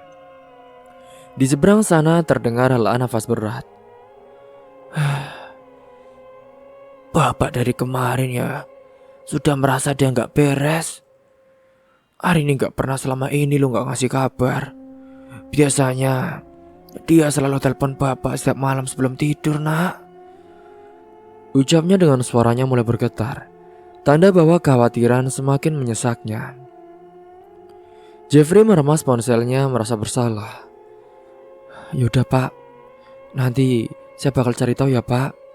Mungkin dia cuma sibuk atau ponselnya rusak. Bapak tenang saja, ya Pak. Iya nak, makasih ya. Tolong, Bapak gak bisa tenang kalau belum dengar suara anak Bapak sendiri. Bapak takut ada sesuatu yang buruk terjadi. Ucapan itu membuat jantung Jeffrey semakin berdetak kencang. Ia tidak pernah melihat Bapak Arini sekhawatir ini. Biasanya lelaki tua itu selalu tenang dan juga penuh kepercayaan diri. Tapi sekarang nada suaranya penuh dengan ketakutan. Setelah menutup telepon, Jeffrey langsung berdiri dan juga mengambil jaketnya. Ia tidak bisa hanya duduk diam. Ia harus mencari tahu apa yang sebenarnya terjadi. Dengan cepat ia pun menuju ke rumah salah satu teman yang dulu membantu Arini mendapatkan pekerjaan di Bandung. Sesampainya di sana, Jeffrey pun langsung mengetuk pintu dengan tergesa-gesa. Tok tok tok, tok tok tok. Setelah menunggu cukup lama, pintu pun akhirnya terbuka dan seorang pria keluar dengan wajah mengantuk. Jeffrey, ada apa? Lo kok tumben nyari gue malam-malam gini? Mana masih ngantuk lagi. Jeffrey pun tidak membuang waktu. Lo ada kabar gak tentang Arini? Udah 3 hari loh, gue gak bisa hubungi dia. Nomornya juga gak aktif. Pria itu pun tampak berpikir sejenak, lalu menggeleng. Ya gue gak tahu lah Jeff. Gue kan cuma ngasih info ke lo soal loker itu. Dan gue bukan yang bawa dia langsung ke sana. Lo udah kontak gak sama pemilik rumahnya? Gak ada sih. Waktu itu juga kan gue cuma dapat info dari internet. Gue juga gak pernah ketemu langsung sama majikannya. Jeffrey semakin gelisah. Ia tidak punya petunjuk apapun. Jika hari ini benar-benar dalam masalah, maka ia tidak tahu harus mulai dari mana untuk mencarinya. Dengan perasaan campur aduk, Jeffrey pun akhirnya pulang ke rumah dan mencoba berpikir dengan jernih. Ia membuka kembali percakapan terakhirnya dengan Arini. Dalam pesannya, Arini pernah menyebutkan alamat tempat ia bekerja. Itu satu-satunya petunjuk yang ia miliki. Oh iya, gue ingat Arini kan dulu pernah ngasih alamatnya. Apa gue coba kesana aja ya?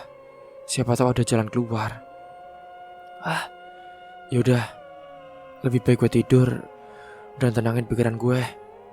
Nanti kalau udah semingguan, gue baru kesana. Malam itu pun Jeffrey duduk di tepi tempat tidurnya, menggenggam ponsel dengan erat. Di luar hujan mulai turun menambah suasana hatinya yang sudah suram. Ia kembali mencoba menelpon Arini untuk kesekian kalinya. Tetapi lagi-lagi dan lagi, tidak ada jawaban. Nomornya masih sama tidak aktif. Sementara itu di rumahnya, Mbak Arini semakin gelisah. Ia duduk di depan rumahnya menatap langit malam yang gelap tanpa bintang. Hatinya penuh dengan kecemasan. Ya Allah, lindungi anak saya. Tolong ya Allah, gumamnya dengan liris sembari berdoa. Bapak Arini sudah terlalu lama merasakan firasat buruk ini, dan itu tentu membuatnya tidak bisa tidur sudah 3 hari berlalu. Tetapi kali ini memang tidak ada kabar dari putrinya. Ia merasa ada sesuatu yang buruk telah terjadi. Pak, Arini kok sekarang jarang ada kabar ya Pak? Biasanya dia ini sering upload loh Pak di HP-nya, di WA-nya dan lain-lainnya Pak. Kata tetangga-tetangganya pun yang mulai bertanya-tanya. Saya juga nggak tahu Bu. Saya sudah minta tolong sama Jeffrey. Memang akhir-akhir ini sudah 3 hari lebih dia nggak ada kabar Bu. Saya khawatir. Mungkin apa HP-nya rusak kali ya Bu. Tetangga itu pun mengangguk dengan raut wajah khawatir. Bisa jadi itu Pak. Ya sudah, semoga gak terjadi apa-apa ya Pak. Memang anak perempuan kalau kerja jauh itu memang harus hati-hati. Bapak Arini hanya bisa mengangguk. Dalam hatinya, ia terus berdoa agar anaknya baik-baik saja. Namun entah mengapa semakin lama ia menunggu, semakin besar rasa takut yang telah menggerogoti hatinya.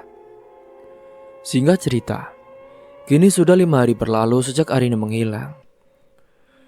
Di rumah besar itu tempat majikannya tetap sunyi, seperti biasanya.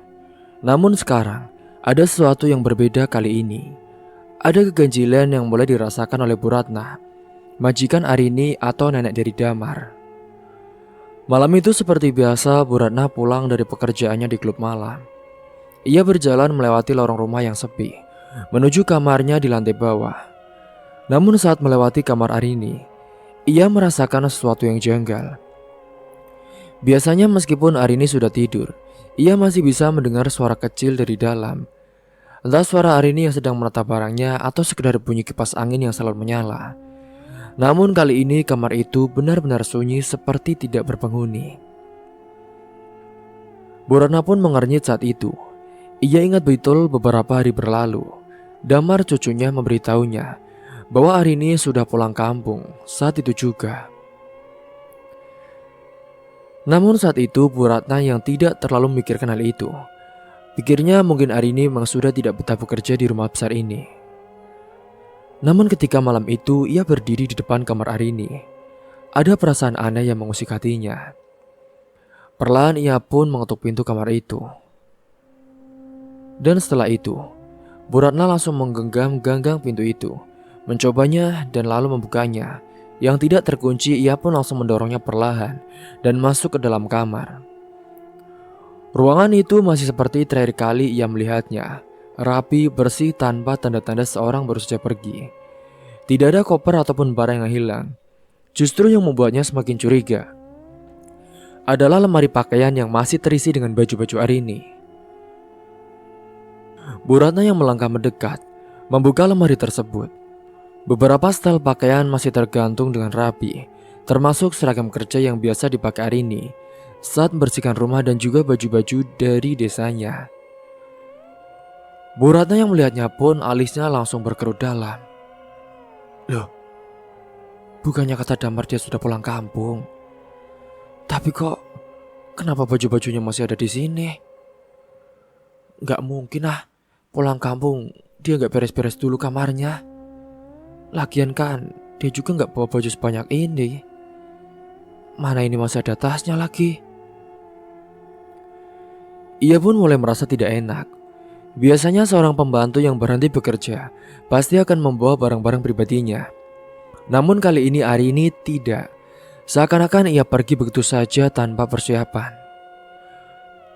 Bu Ratna pun saat itu melanjutkan pencariannya. Ia membuka laci meja di kamar Arini dan menemukan beberapa benda pribadi milik gadis itu, seperti sisir, bedak skincare, bahkan sebuah dompet kecil yang tampaknya masih berisi uang. Perasaan curiga pun semakin menghantuinya. Jika Arini benar-benar pulang, mengapa ia meninggalkan barang-barang pentingnya? Bu Ratna mendesak. Ia duduk di tepi ranjang Arini, mencoba berpikir. Aneh ya.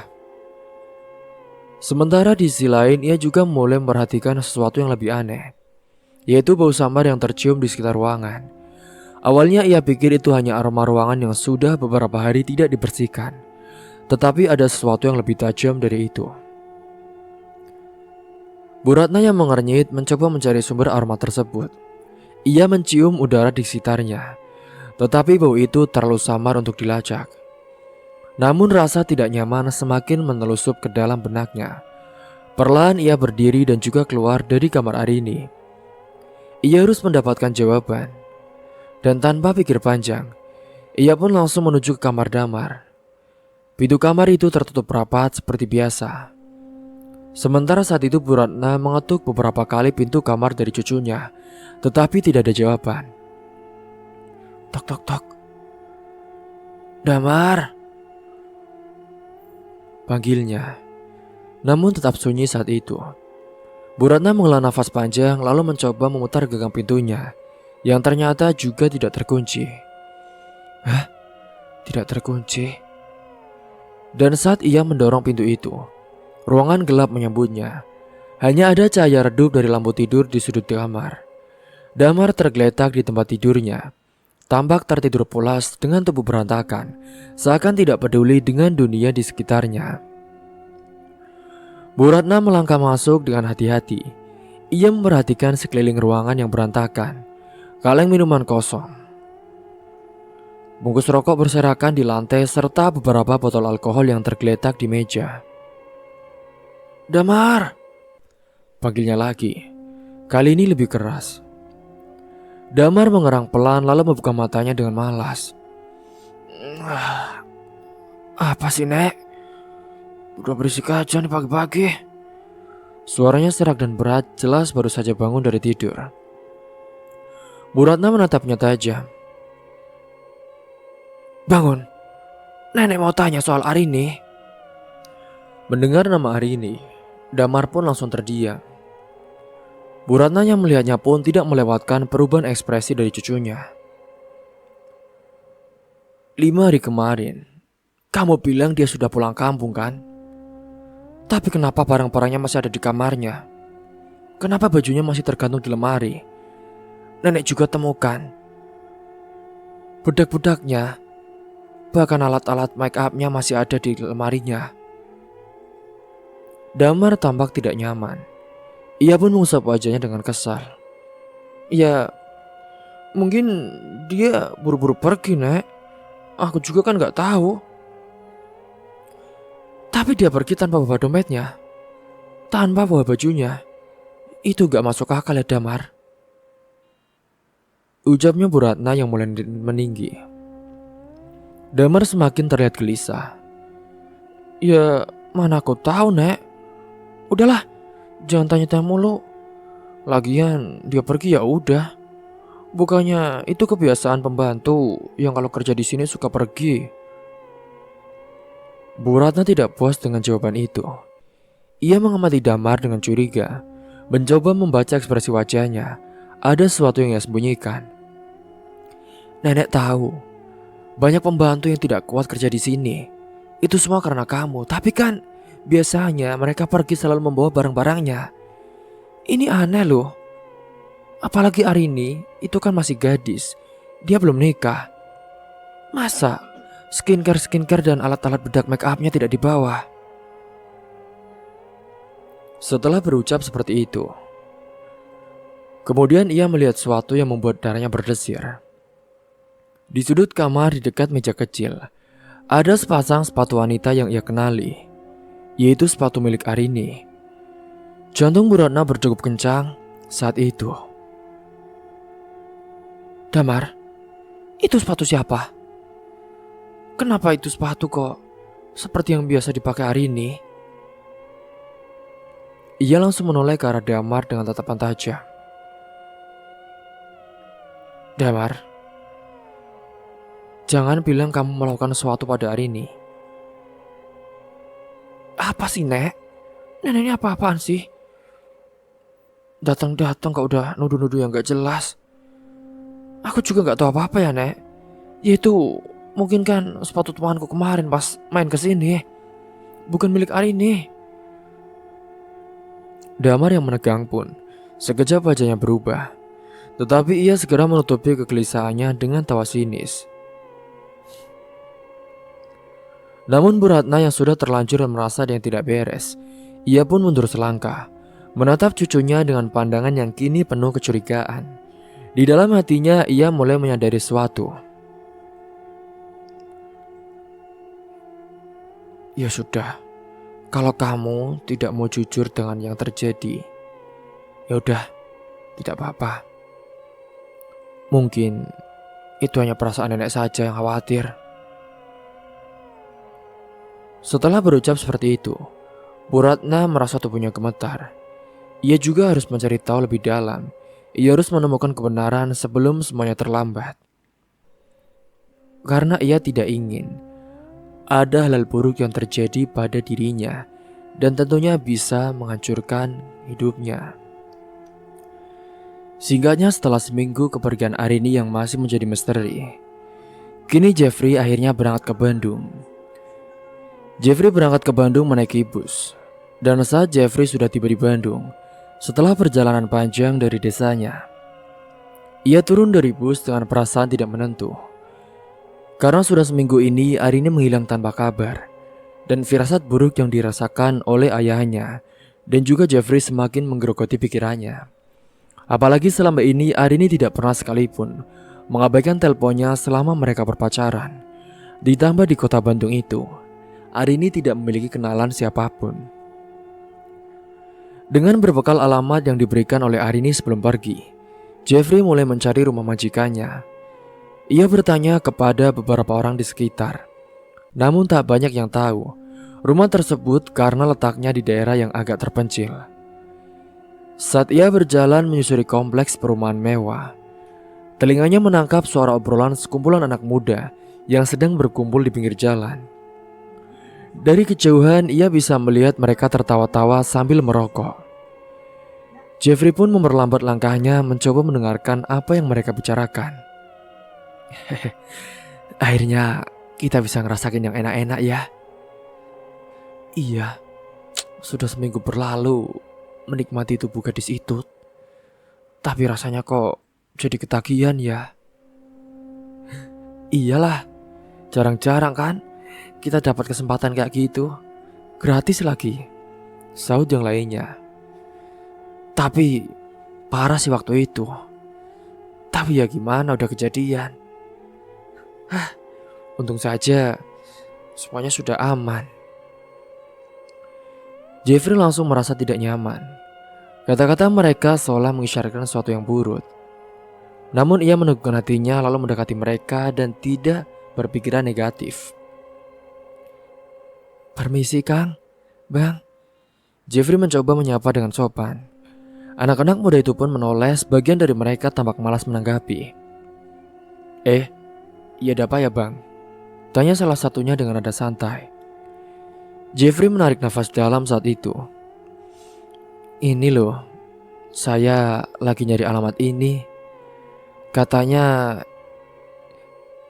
ini alamat ditempati seorang wanita tua ya, sama cucunya. Ini saya datang ke sana mau silaturahmi. Beberapa dari mereka pun saling pandang. Lalu salah satu dari mereka yang tampaknya cukup mengenal Damar, dia pun tertawa kecil. "Oh, rumah itu. Ya saya tahu. Abang, jalan aja ke sana ya. Nanti di sana ada rumah besar. Lurus saja terus belok kiri. Itu rumahnya." "Oh, makasih ya Kang, Bang," ucap Jeffrey saat itu kepada mereka. Setelah mencari tahu dan akhirnya menemukan rumah dari Bu Ratna, Jeffrey berdiri di depan gerbang rumah mewah itu. Tangannya sedikit gemetar saat ia menekan bel pintu. Rumah ini terlihat begitu sunyi dan juga terasa asing baginya. Hatinya semakin gelisah, terutama setelah pertemuannya dengan sekumpulan anak muda yang membicarakan gadis dengan cara yang membuat darahnya mendidih. Dia tidak tahu bahwa gadis itu yang dibicarakan adalah Arini, kekasihnya. Beberapa saat kemudian, seorang satpam pun muncul dari pos penjaga. Pria itu menatap Jeffrey dengan curiga. "Maaf ya mas, mas ini ada perlu apa ya?" tanya satpam itu dengan nada tegas. Jeffrey segera berusaha menenangkan dirinya sebelum berbicara. "Gini, saya mau bertemu dengan pemilik rumah ini, Pak. Saya Jeffrey, pacarnya dari Arini. Kalau Bapak kenal, dia pernah kerja di sini, Pak. Sepertinya di dalam. Dan saya mau menemui Bu Ratna. Dia majikannya, Pak." "Ya sudah, tunggu sebentar." Satpam itu pun tampak berpikir sejenak. Ia lalu melirik ke dalam rumah, lalu kembali menatap Jeffrey.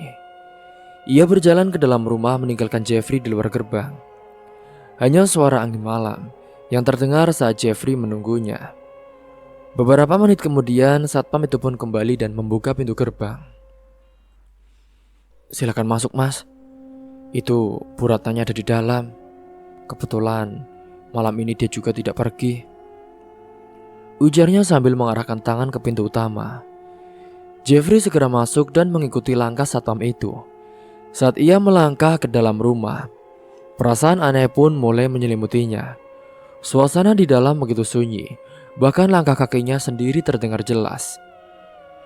Setelah beberapa saat, seorang wanita tua pun muncul dari lorong rumah. Itu adalah Bu Ratna. Tatapannya penuh dengan kebingungan namun juga tersirat kecemasan. "Kamu siapa?" tanya Bu Ratna dengan suara pelan. Meskipun jelas-jelas ia sudah diberitahu oleh satpam. Jeffrey menelan ludah sebelum menjawab. "Saya Jeffrey, Bu. Saya kekasih dari Arini, gadis yang pernah bekerja jadi ART di sini, Bu. Apakah benar Arini ada di sini kan? Soalnya saya datang dari kampung nyari dia. Sudah seminggu lebih dia nggak kasih kabar. Teleponnya mati.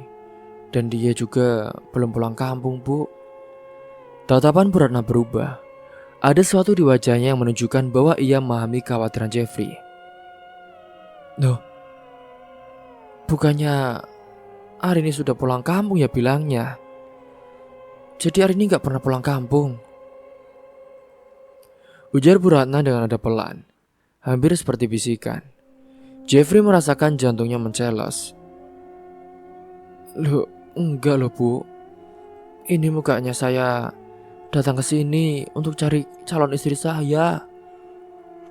Bu Ratna menghela nafas panjang. Ia lalu melirik ke arah tangga rumah, lalu kembali menatap Jeffrey. "Gini loh, Mas. Saya curiga. Cucu saya bilang saat itu hari ini sudah pulang.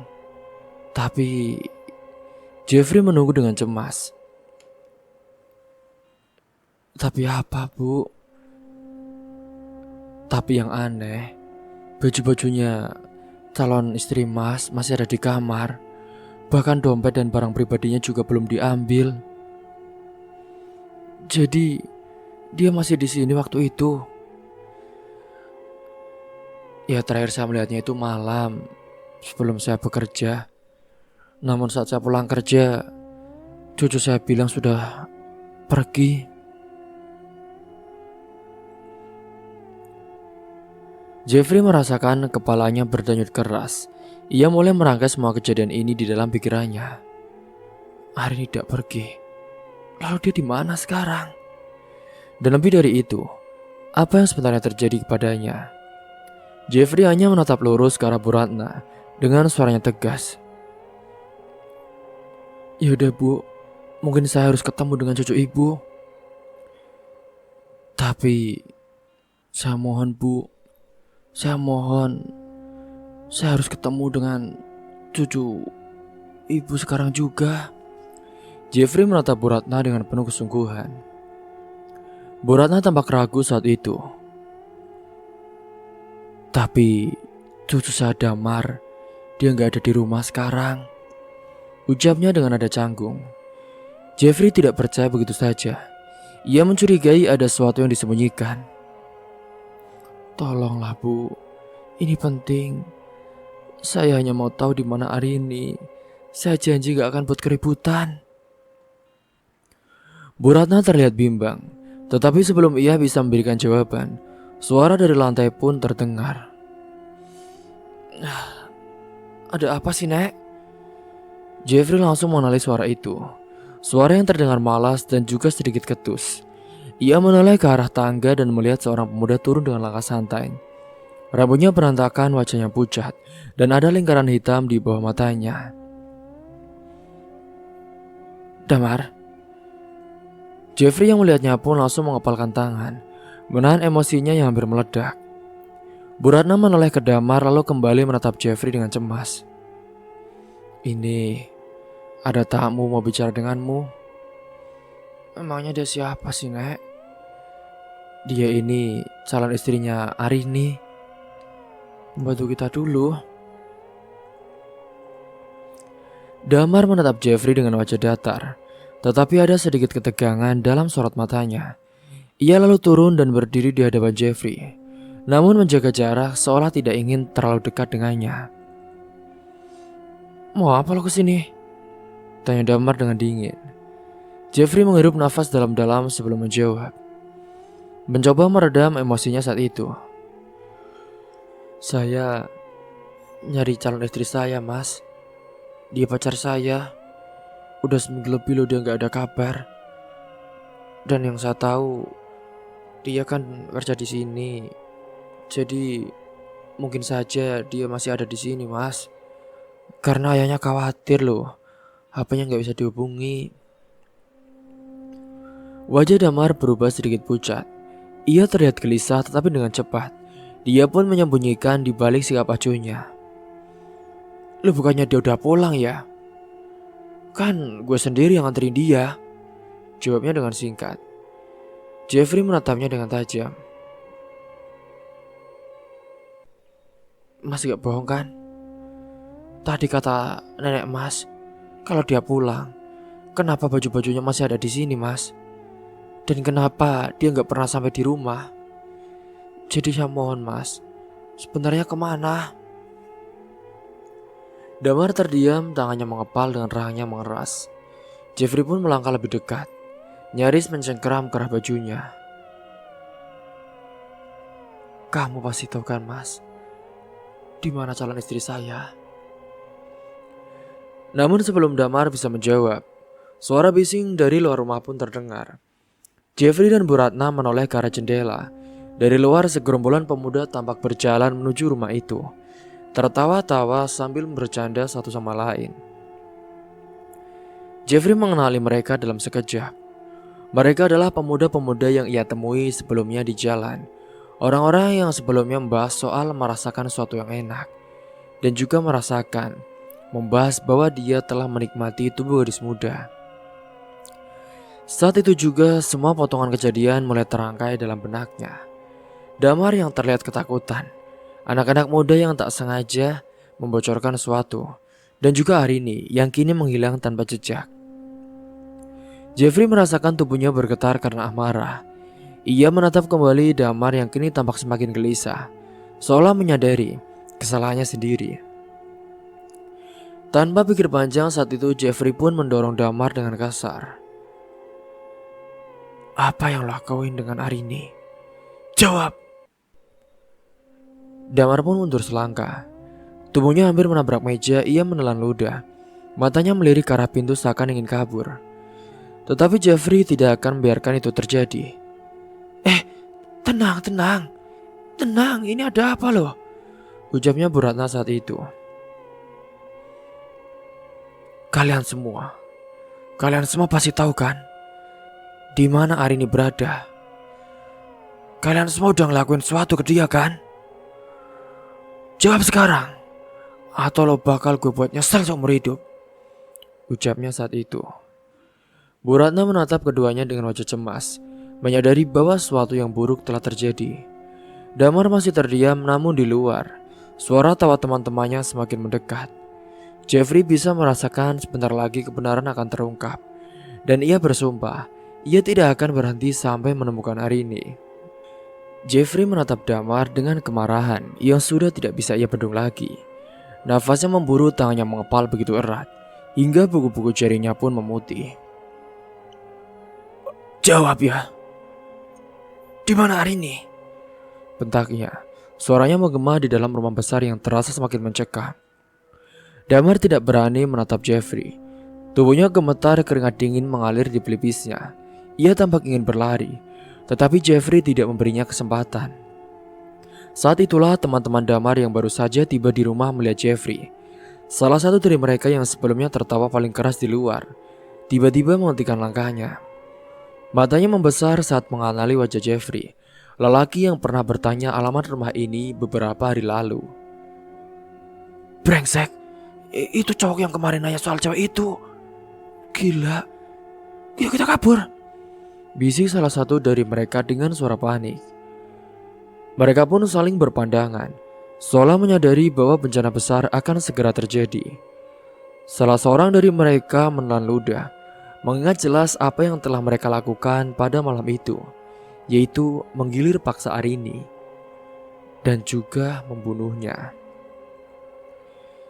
Jeffrey melihat saat itu perubahan ekspresi mereka dan langsung tahu bahwa merekalah yang semuanya bersalah. Ia tidak butuh pengakuan lebih lanjut.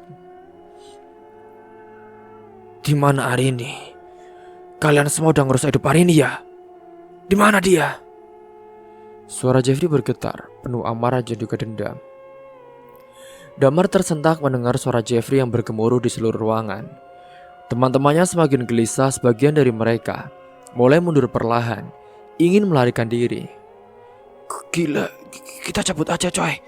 Gue gak bisa, gue takut di penjara, bisik salah satu pemuda.